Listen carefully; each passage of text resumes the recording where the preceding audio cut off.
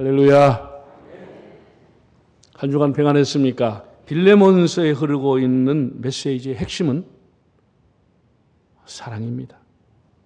그것도 아가페의 사랑입니다. 바울이 빌레몬에게 내가 사랑으로서 너에게 간구하노라, 간청하노라 이렇게 얘기했어.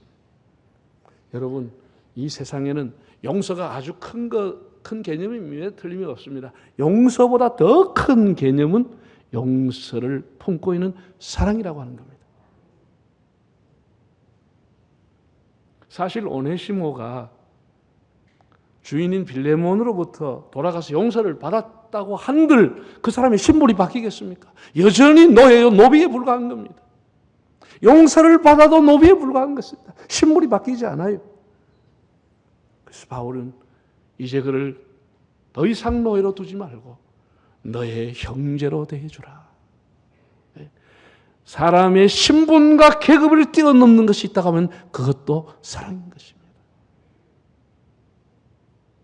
이 세상에 가장 가치 있는 것은 사랑이라고 하는 겁니다. 여러분, 영국의 왕 중에 평민을 사랑해서 왕위를 던지고 사랑을 택한 사람도 있잖아요. 예? 영국의 왕이었던 에드워드 8세 아버지가 죽고 왕이 됐습니다. 그런데 그만 세상에 심슨이라고 하는 이혼녀를 만나가지고 사랑에 빠져버렸습니다. 그러니까 모든 왕실에서 다 반대한 겁니다. 이건 있을 수 없는 일이다. 영국의 성공회가 다 들고 일어나서 반대했습니다. 왕이 이렇게 해서는 안 된다. 그래서 이 에드워드 8세가 고민하다가 어떻게 했어요?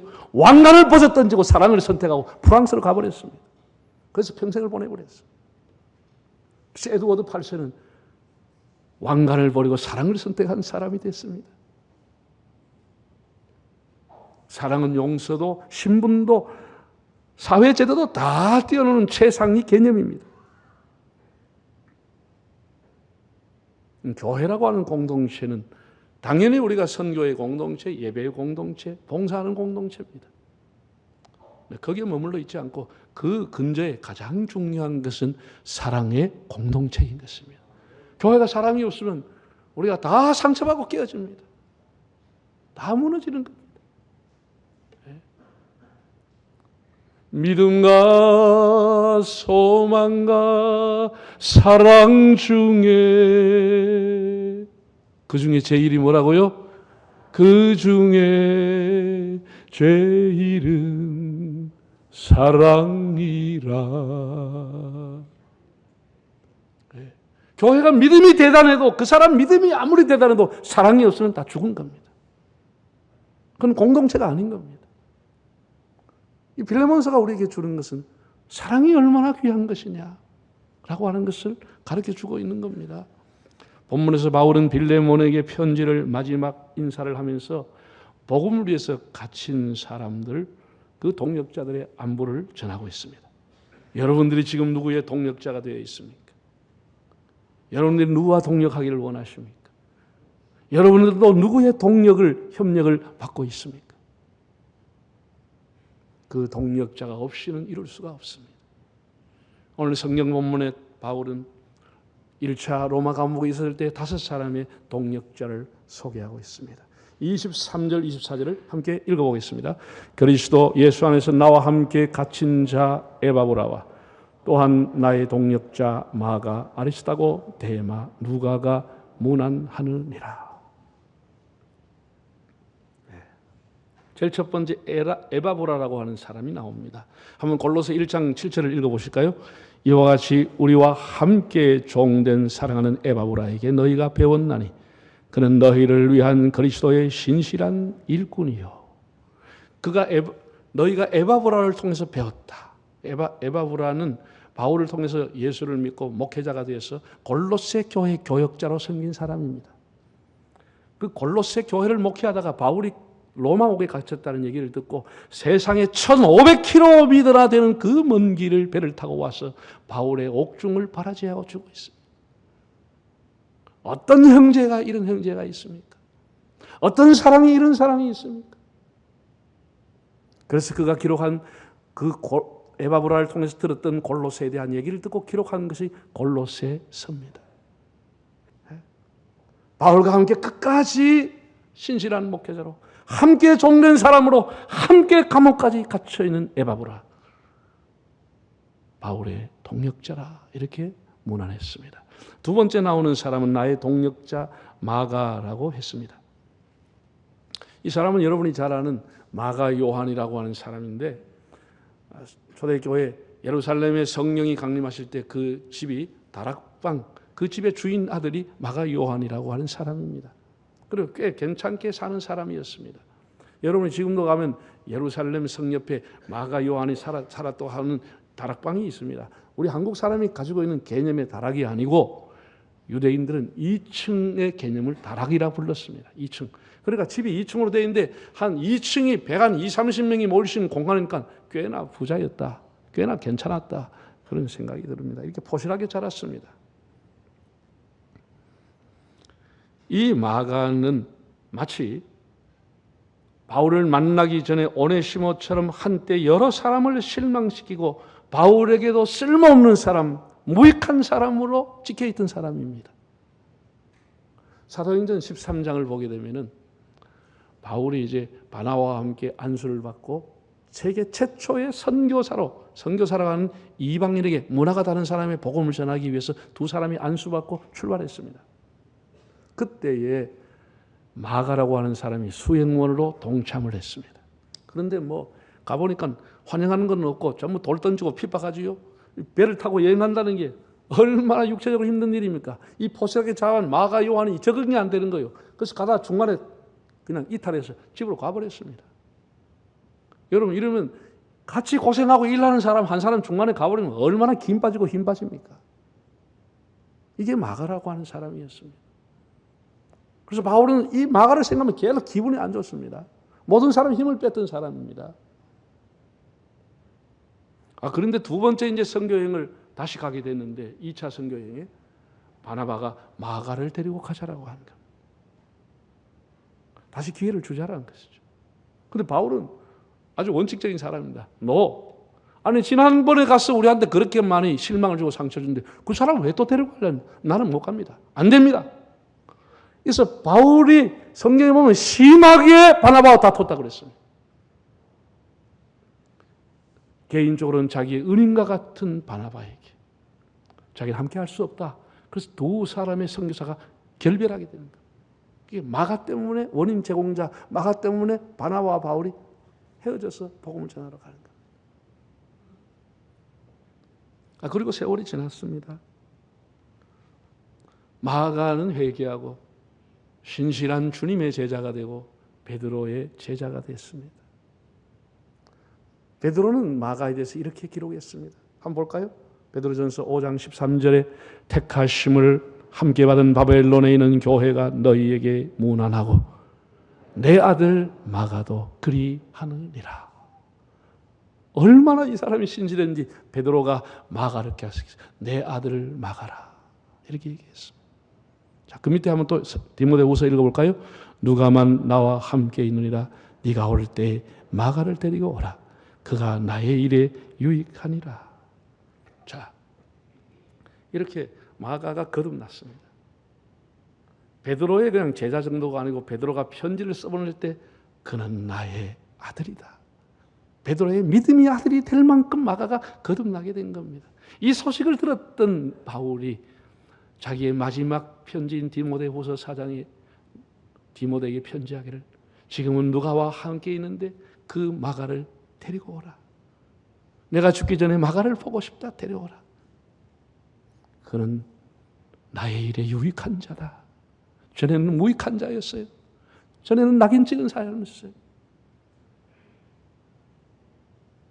여러분, 사람이 한 번은 실수했다고 외면해서는 안 되지요. 오네시모도 전에, 마가도 전에 젊은 날에 한눈 팔고 실수하고 무익했습니다. 그러나 그들은 거듭났고 예수님과의 관계가 회복되고 주의 종들과의 관계가 다 회복되고 주님의 교회의 신실한 일꾼이 됐습니다. 바울은 골로스 빌레몬에게 나의 동역자 마가가 너에게 문안한다. 나의 동역자다. 이렇게 소개해 주었습니다. 세 번째 사람은 아리스다고라고 하는 사람입니다. 사도행전 19장 28절 29절 읽어볼까요? 그들이 이 말을 듣고 분노가 가득하여 외쳐 이르되 크다 에베소 사람의 아데미여 하니 온 시내가 요란하여 바울과 같이 다니는 마게도니아 사람 가이오와 아리스타고를 붙들어 일제히 연극장으로 달려들어 가는지라. 바울이 2차 전도 여행을 할 때 에베소에 가 전도했습니다. 아데미라고 하는 여신을 섬기는 사람들이 얼마나 바울의 그 복음 전도를 방해하고 아주 데모하고 시위를 하면서 바울을 못 잡으니까 바울과 같이 따라다니는 가이오와 아리스타고를 붙잡아가지고 연극장으로 달려들어가서 폭행을 했다. 그 내용입니다. 이런 끔찍한 일과 위협을 당했음에도 불구하고 아리스타고는 조금도 굴하지 않고 바울의 동력자가 되었어. 예루살렘으로 따라가고 지금은 로마까지 와서 감옥에 있는 바울을 돌보고 있는 겁니다. 아리스타고는 목회자가 아니었습니다. 그러나 바울이 선교 여행을 갈 때, 바울이 설교할 때, 바울이 감옥에 있을 때 그의 시중을 들고 심부름을 하고 허드렛 일을 하면서 바울의 선교의 동력자가 되어줬습니다. 바울이 얼마나 힘이 났겠습니까? 비록 목회자는 아니었지만 그는 빌레몬에게 나의 동력자 아리스토고가 있다. 이렇게 얘기했습니다. 여러분, 우리가 교회가 한번 모여가지고 예배를 드리려고 하면 여러분은 집에서 차려입고 나오시면 되지만 보이지 않은 곳에서 토요일 날 예배당 청소하고 이렇게 강단을 장식하고 방송실에서 찬양대에서 안내 곳곳에 사람들이 보이지 않는 곳에서 수고를 하기 때문에 우리가 이 좋은 곳에 와서 좋은 환경 속에서 예배를 드리게 되는 것입니다. 설교자만 있다고 예배가 되는 게 아니잖아요. 많은 사람이 보이지 않는 곳에서 교회를 섬기고 있고 그들은 하나님의 동력자인 것입니다. 네 번째, 데마라고 하는 사람이 나옵니다. 이때만 해도 데마는 바울의 동력자로 이름이 나옵니다. 1차 바울이 로마 옥에 갇혔을 때. 그러나 4, 5년 후에 불과 바울이 2차 로마 투옥했을 때 그는 바울을 떠나버렸습니다. 누트 라르슨이라고 하는 사람은 데마의 삶에는 슬픈 티가 묻어난다는 말을 했습니다. 디모데후서 4장 10절, 바울이 두 번째 투옥에서 마지막으로 쓴 편지는 이렇게 기록했습니다. 읽어볼까요? 데마는 이 세상을 사랑하여 나를 버리고 데살로니가로 갔다라고 했어요. 참 가슴 아픈 얘기입니다. 1차 투옥할 때는 바울의 동력자로 소개됐던 데마가 그는 이제는 세상으로 가버린 사람이 됐습니다. 불과 4, 5년 만에. 참 슬픈 일입니다. 바울을 따라다녀봤자 땅에서는 고생뿐이었겠죠.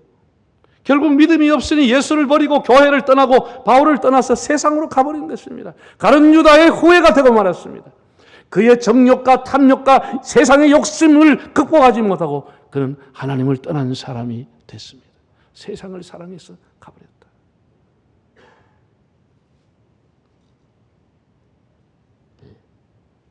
한때는 바울의 동력자였습니다. 한때는 교회의 일꾼이었습니다. 그런 그가 교회를 떠날 수가 있다는 사실을 알아야 합니다. 두려운 일입니다. 누구도 장담할 수 없습니다. 늘 자신이 믿음 위에 있는가를 성찰을 하시기를 바랍니다. 자신을 과신해서는 안 되는 겁니다. 한때 젊을 때 하나님을 떠났던 마가 한때 오네시몬을 빌레몬을 떠났던 오네시몬은 나중에 다 하나님 앞에 돌아왔는데 젊을 때 하나님 앞에 일했던 데마는 오히려 떠나고 말았습니다. 마지막으로 저는 하나님께서 우리 배강로 모든 가족들에게 하나님의 능력과 은혜의 손으로 여러분을 견인해 주시기를 바랍니다. 마지막에 다섯 번째 누가라고 하는 사람이 나옵니다. 너무나 조용하고 신실한 사람입니다. 사도행전 16장에 보면 누가가 바울을 만나게 됩니다. 누가는 유대인 입장에서 볼 때 이방인 헬라 사람이었습니다. 골로새 4장 14절을 보면 사랑받는 의사 누가라. 그의 직업이 의사라고 나와 있습니다. 여러분 신약성경 27권 가운데 가장 내용적으로 긴 것을 쓴 사람이 누가입니다. 누가는 누가복음과 사도행전 2권을 기록했습니다. 예. 그러나 그 내용을 보면 신학에서 가장 긴 부분을 누가가 기록했습니다. 아주 세밀한 사람입니다. 바울이 육체에 가시가 있고 그 몸에 아픔에 병이 있는 걸 알고 누가는 끝까지 그의 주치의가 돼서 끝까지 바울과 함께한 사람입니다. 누가복음과 사도행전의 그 긴 내용을 쓰면서 한 번도 자기 이름을 드러내지 않았습니다. 그냥 우리는 알렉산드리아호라고 하는 배를 탔다. 로마로 압송되어가는 바울과 함께 가면서 그 유라 굴로라는 큰 태풍에 고통당하면서 자기 이름을 밝히지 않고 우리는 살을 먹지 못했다. 이렇게 기록하고 있습니다. 자기 이름을 드러내지 않고 겸손했던 사람. 바울이 만난 이후에 바울이 순교할 때까지 바울의 곁을 지켜줬던 사람. 좀 전에 아까 읽었죠. 누가복음 디모데후서 4장 11절에 뭐라고 했습니까? 디모데에게 보낸 편지에 누가만 나와 함께 있느니라. 누가가 지금 나와 함께 있다. 바울의 마지막 순교를 지켰던 사람은 누가입니다. 이 편지를 받은 디모데도 선생님을 만나기 위해 출발했지만 이미 바울은 순교한 이후였습니다. 제가 오래전에 터키 성지순례를 갔을 때 누가의 무덤이라고 하는 곳을 갔습니다. 누가 한국말로도 적어놨더라고. 영어로 적고 헬라어로 적어놨고 한국말로도 적어놨어. 누가의 묘라고 되어 있습니다. 바울의 신실한 동력자 누가의 묘. 조금도 자신을 드러내지 않고 복음사에게 헌신하는 바울의 동력자였던 누가. 이렇게 바울이 그 5명의 빌레몬에게 안부를 했습니다. 그럼 우리가 생각해 봅니다. 왜 굳이 이 5사람의 복음의 동력자의 이름을 밝혀서 문안한다고 했을까? 빌레몬은 제법 부유한 사람이었습니다. 그래서 자기 집의 교회, 자기 집 가정집을 골로새 교회를 시작을 했습니다. 그는 보이지 않게 간접적으로 빌레몬에게 교회라고 하는 것은 혼자 세워가는 것이 아니다. 많은 사람들이 함께 동력을 하면서 교회를 세워가는 것이라고 하는 것을 간접적으로 가르치고 있는 겁니다. 또 한 가지의 의도가 있었다고 하는 빌레몬, 당신도 이 5사람이 못지않은 나의 훌륭한 동력자요 라고 하는 말을 바울이 하고 싶었을 겁니다. 여러분, 사람이 변하는 것은 어느 시대나 다 어려운 겁니다. 옛날이라고 변화되는 게 쉬운 게 아닙니다.